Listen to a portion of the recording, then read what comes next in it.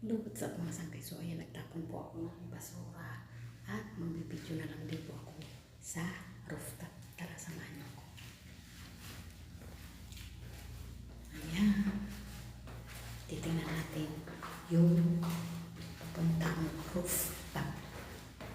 So from there, sa bahay namin, aakyat tayo dito sa hagdanan. Ito yung 5th floor. 5th floor siya. May mga nakatira din dito. Ayan. At ito. So yung ano namin, yung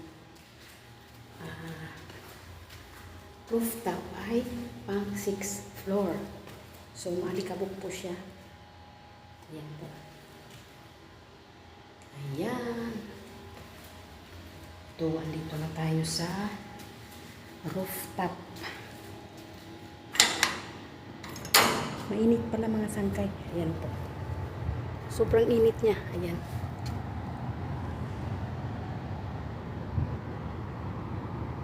Ayan po yung rooftop namin.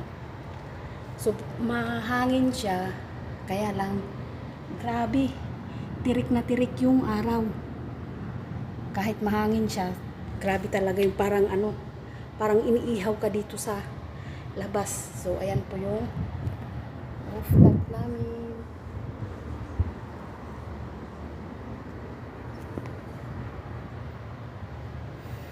So, ayan. So, babalik na po ako mga sangkay kasi baka masaraduhan ako.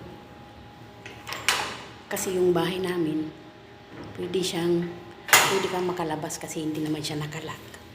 Pero pag nalak yun, hindi ka na makakapasok. So, ayan. Pinakita ko lang sa inyo yung rooftop. Ayan.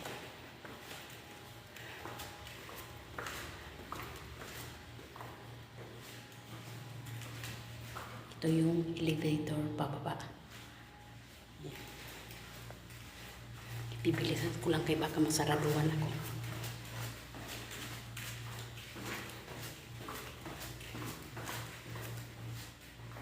So, ayan. Nandito na ako mga sangkay.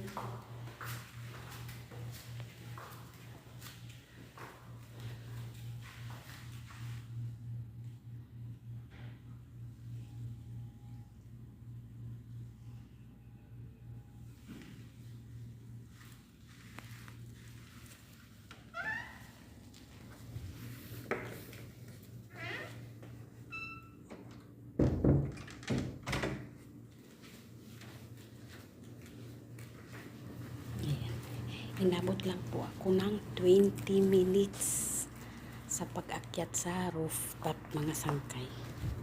Diba? Bilis-bilis lang.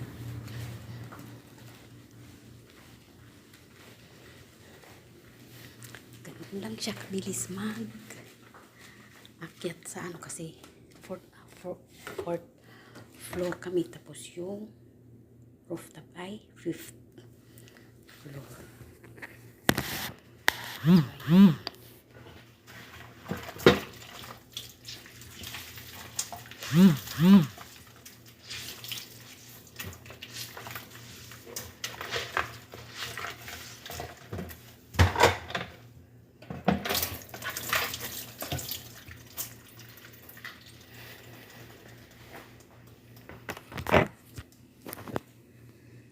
So, yun lamang po mga sangkay. Thanks for watching and God bless po sa ating lahat.